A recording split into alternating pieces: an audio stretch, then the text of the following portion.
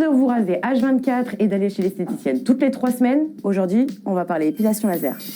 Alors même que la CEDEAO se réunissait pour acter les conditions du divorce avec l'AES, le Mali inaugurait dans le même temps sa première usine de production du lithium. Après des décennies de production aurifère, le Mali fait son entrée dans le cercle très fermé des pays producteurs de lithium dans le monde avec l'inauguration de la mine de lithium de Goulamina dans la région de Bougouni. Pour un coût total d'investissement d'environ 318 millions de dollars, la mine de lithium de Goulamina, exploitée par Lithium du Mali SA, avec pour actionnaire principal la société chinoise Ganfeng, va permettre...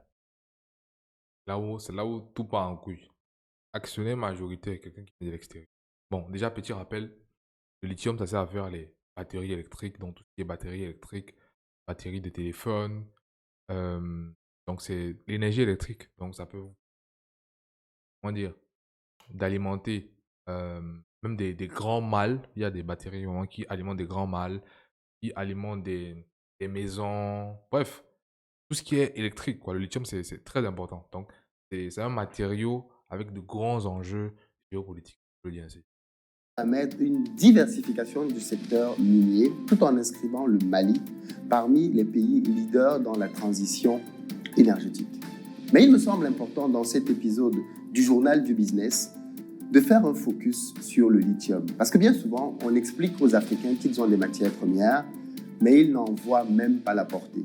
Dans cette vidéo, après vous avoir montré dans un premier temps une vidéo qui va vous présenter la mine et son inauguration, je vais faire un focus pour vous expliquer de manière approfondie le côté hyper stratégique du lithium et donc de la manne sur laquelle le Mali est assis.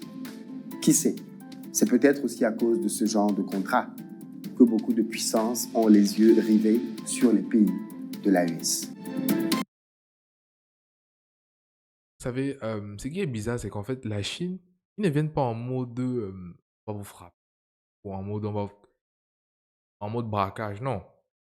Ils viennent juste, comment dire, faire un peu mieux. C'est-à-dire, avec des contrats, des propositions mieux que le prédécesseur. Ils sont pas là forcément pour le bien ou pour la décolonisation. En réalité, ils s'en foutent totalement. Totalement. Totalement. Ils savent bien sûr que si la relation se passe bien, ça va durer longtemps. Donc, ils misent sur ça. Donc, ils créent des accords qui vont aller dans les deux sens. C'est-à-dire, l'autre, le partenaire, se sent vraiment bénéfique. Et nous, les Chinois aussi, on gagne à l'intérieur parce que faut savoir que les Chinois, Russie vont encore être plus compétitifs à l'avenir parce qu'ils ont aussi le lithium. Parce que les Chinois, ceux qui regardent déjà mes vidéos, je parle beaucoup du secteur de l'automobile, voilà, des entreprises comme BYD, etc., des entreprises chinoises qui sont dans l'automobile. Ils réussissent à avoir des prix à bas coût. À arriver sur le site de Tesla, le site, c'est pas BMW, Mercedes, vous voyez tous les prix des voitures électriques. Ça commence minimum autour de 40 000 euros. En Chine, vous avez les mêmes types de voitures électriques, même presque même design, même coupe, SUV, tout ce que vous voulez, 20 000 euros. 20 000. Donc, et ils ont réussi à faire ça comment? Parce qu'ils ont la matière première, ils ont les matières premières, ils arrivent à, comment dire, à sourcer la matière première à moindre coût. Donc, au Mali, donc dans d'autres pays, etc. Donc, pour eux, c'est un enjeu très, très, très, très énorme. Le contrat qu'ils ont eu avec le Mali, c'est vraiment énorme. Ça va leur permettre davantage d'avoir des coûts plus bas. Où le Mali fait officiellement son entrée dans le cercle très restreint des pays producteurs de lithium. Après 24 mois de travaux, le projet de lithium de Goulamina entre finalement dans sa phase d'exploitation. Et le Mali abrite désormais la première mine de lithium d'Afrique de l'Ouest et la 5e mine de lithium la plus grande au monde. La date du 15 décembre 2024 sera gravée dans les annales de l'histoire glorieuse de notre pays. Elle marque le coup d'envoi d'un projet ambitieux aux apports multiples. Et c'est le président de la transition, son Excellence le général d'armée Assimi Goïta, en personne, qui est venu donner le top départ de la production de lithium de la mine de Goulamina. Et les populations du Bani Monotier, sorties en grand nombre à cet événement historique, lui ont réservé un accueil chaleureux, comme pour le remercier d'avoir œuvré à la matérialisation de ce projet gigantesque pour notre pays. La mobilisation est... C'est de quoi? C'est un projet gigantesque qui va ramener beaucoup de bénéfices aussi. Beaucoup de bénéfices. Énormément de bénéfices parce qu'en fait, la demande ne manque pas. Il y a trop d'entreprises qui en auront besoin. Beaucoup trop.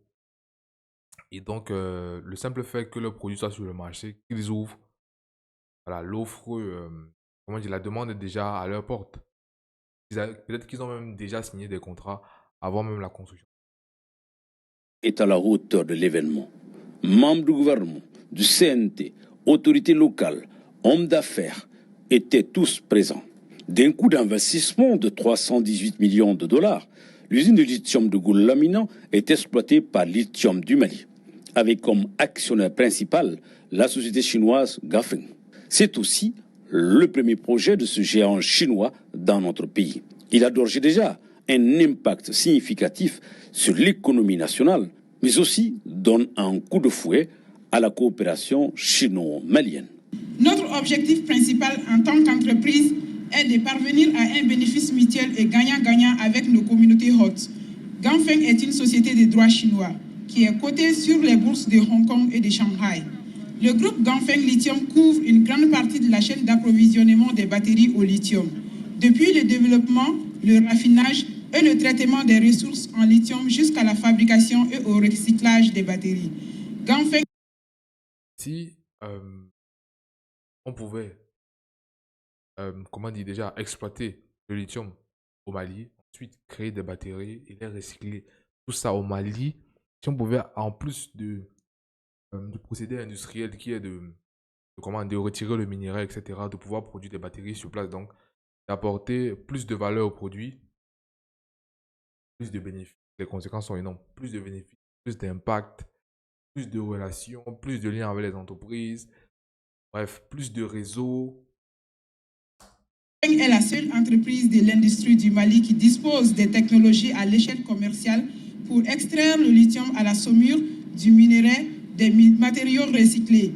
La capacité de production de composés de lithium et les réserves des métaux au lithium se classent au premier rang au monde. Nous avons une présence mondiale et avons accumulé une grande expérience en matière de construction, d'exploitation, de projets et de gestion en gouvernance sociétale et environnementale en Chine, en Argentine et dans d'autres pays, et former un secteur industriel local. Avec la mine de Goulamina, le Mali devient la prochaine base de production clé de Ganfeng. Afin de parvenir à un développement commun avec les communautés locales ainsi que l'État, nous respectons résolument les lois locales du Mali. Procédons avec les concepts de développement durable, aux activités minières, à la coordination du développement économique, social et environnemental. Et nous nous consacrons à parvenir à un résultat gagnant-gagnant dans le cadre de la coopération bilatérale. Nous avons lancé un plan de développement communautaire sur plusieurs années. Actuellement, nous avons amélioré la vie des résidents de la communauté locale en fournissant des emplois, des dons, en achetant des produits agricoles et secondaires et en formant des machines agricoles. Le projet a déjà investi environ 2 milliards de francs CFA depuis 2021 en faveur des activités socio-économiques pouvant conduire au développement de nos communautés. Nous continuerons sur cette lancée. Le lithium est un métal léger mais crucial, qui est d'ailleurs devenu l'un des éléments les plus recherchés du XXIe siècle. Il est utilisé pour les batteries rechargeables, les véhicules électriques et bien plus encore. Il joue un rôle central donc dans la transition énergétique mondiale. Mais pourquoi est-il donc si stratégique et comment façonne-t-il l'avenir de nos sociétés? Dans cette vidéo, nous allons parler de l'importance de ce métal. Commençons donc déjà par le définir techniquement. À la base, il faut savoir que le lithium est un métal alcalin rare. Et sa légèreté, associée à son pouvoir de stockage énergétique, en fait un matériau clé pour la fabrication des batteries. Mais le lithium ne se limite pas à sa présence dans nos téléphones ou nos ordinateurs portables. Il est au cœur de la révolution énergétique, notamment grâce aux batteries lithium-ion utilisées dans les véhicules électriques et le stockage d'énergie renouvelable. Le lithium est stratégique car il est l'un des éléments les plus efficaces pour stocker l'énergie. Par exemple, une batterie lithium-ion peut stocker plus d'énergie dans un espace plus petit et plus léger qu'un autre type de batterie. On comprend donc facilement l'intérêt et la fascination qu'il y a derrière le lithium. Ceci explique bien évidemment pourquoi il est devenu indispensable dans les secteurs de l'automobile électrique, de l'électronique portable et des énergies renouvelables. D'ailleurs, il faut le savoir, la demande en lithium a explosé ces dernières années, alimentée par la transition. 300 millions d'emplois disparaîtront d'ici 2030. Face à l'IA, ton diplôme ne te... énergétique. Les voitures électriques, dont la production devrait augmenter de manière exponentielle dans les années à venir, nécessitent des batteries à lithium pour remplacer les moteurs à combustion et réduire les émissions de CO2. Quels sont donc les principaux producteurs de lithium dans le monde? Actuellement, les principaux producteurs de lithium... Donc, en gros, c'est pas pour faire le résumé, mais c'est pas juste les batteries, ça, non. L'intérêt du lithium, c'est vraiment que nous sommes dans un mouvement où l'homme constate qu'il détruit trop la planète de par ses actions. C'est-à-dire les entreprises polluent excessivement. Et parce qu'on pollue excessivement et qu'on veut réduire notre empreinte carbone, on doit avoir des solutions, des alternatives qui nous permettent de produire, de garder le même niveau de production tout en réduisant massivement notre niveau de pollution. Et le lithium est le matériau idéal pour ça. sont l'Australie, le Chili, la Chine et l'Argentine. Ces pays disposent de vastes réserves de lithium, notamment dans des sites comme le triangle de lithium en Amérique du Sud, où se trouvent certaines des plus grandes salines du monde. Mais le lithium n'est pas uniquement extrait de mines. Il peut aussi être récupéré à partir d'eau de mer ou de certains argiles. On comprend donc aisément que qui contrôle le lithium dans le monde a une position géostratégique et géopolitique très forte. Les pays investissent donc massivement dans les technologies vertes pour pouvoir sécuriser l'approvisionnement en lithium pour soutenir la transition énergétique. D'où le fait que la Chine est très présente en Afrique derrière ce type de projet. Je souhaite à présent vous parler des applications du lithium dans notre quotidien. Oui, le lithium est utilisé principalement dans la fabrication des batteries, mais pas que. Le premier usage, comme je le disais, qui est le plus connu, ce sont les batteries lithium-ion. Ce sont des batteries qui sont au cœur même des véhicules électriques. Elles sont également utilisées dans des dispositifs portables comme des smartphones, des ordinateurs portables, des tablettes. Leur capacité à stocker de l'énergie tout en étant plus légère et plus efficace que d'autres types de batteries les rendent incontournables. Deuxième usage, le stockage d'énergie. Le lithium joue également un rôle majeur dans le stockage d'énergie issue des sources renouvelables comme le solaire et l'éolien. Comme ces énergies sont intermittentes, le stockage dans des batteries au lithium permet d'assurer une fourniture d'énergie continue même lorsque le soleil ne brille pas ou que le vent ne souffle pas. Et troisième usage, les applications industrielles. Outre les batteries, le lithium est aussi utilisé dans des applications industrielles telles que la fabrication d'alliages métalliques, de céramique et de verre. Il sert aussi dans des réacteurs nucléaires et certaines technologies de purification de l'air. Voyons à présent le rôle du lithium dans la transition énergétique. Il faut savoir que le lithium est un acteur clé pour la transition énergétique. Avec l'urgence climatique, les nations du monde entier investissent massivement dans les énergies renouvelables. Les véhicules électriques, les systèmes de stockage d'énergie et la gestion de l'énergie au niveau domestique reposent en grande partie sur des batteries au lithium-ion. Pour ce qui est des gouvernements, en particulier des pays européens, de la Chine et des États-Unis, multiplient les initiatives pour favoriser l'adoption de technologies utilisant des batteries lithium-ion. Cela inclut des subventions pour l'achat de véhicules électriques, ainsi que des politiques visant à augmenter la capacité de production de batteries locales. Vous savez, si on veut laisser tout, voilà, tout, la documentation, etc., ce qui serait vraiment cool au Mali, serait qu'on ait un entrepreneur et les moyens. L'État ne peut pas forcément subventionner ça. Il y a les moyens de créer une voiture électrique ou une entreprise au Mali puisse fabriquer, assembler des batteries. Parce qu'au final, ça va revenir moins cher. Et vu que ça va venir moins cher sur le marché international, ça va faire que les gens vont venir, d'autres entreprises viendront au Mali pour acheter des batteries. Quand une entreprise au Mali, basée au Mali, peut assembler, créer des batteries à partir du lithium, là, ça va être vraiment cool. Et on peut rajouter encore plus de valeur. Parce que le simple fait d'exploiter, c'est-à-dire extraire la matière première et la rendre palpable, utilisable, on a déjà ajouté de la valeur dessus. Ensuite de ça, on peut transformer la poudre de lithium parce que c'est des rochers qui sont écrasés, transformer ça en batterie vraiment concrète. C'est vraiment, comme je disais, vraiment cool, dans le sens où ça va rapporter beaucoup d'argent, une expertise dans le pays. Donc, le Mali va être considéré comme un pays. Lithium, ça va être, on pourra dire le Mali, oui, le pays du lithium, au lieu de dire le Mali, mais on parle du pays du lithium. Parce que dans la matière première, ils réussissent à créer des produits qu'ils vendent à l'extérieur.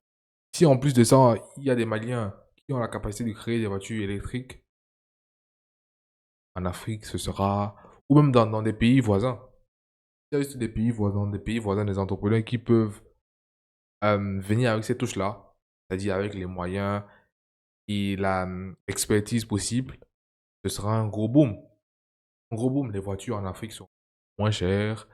Dites-vous déjà qu'au Mali, vous pouvez, on dit si vous avez une voiture électrique, vous pouvez conduire une voiture électrique au Mali. Pourquoi? Parce que normalement, vous devrez pouvoir. Je vais dire. Normalement, vous devrez pouvoir.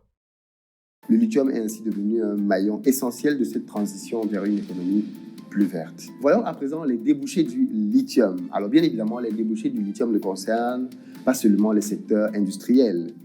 C'est un métal qui crée de nouvelles opportunités professionnelles. Déjà dans l'extraction et la production, comme on a pu le voir au Mali.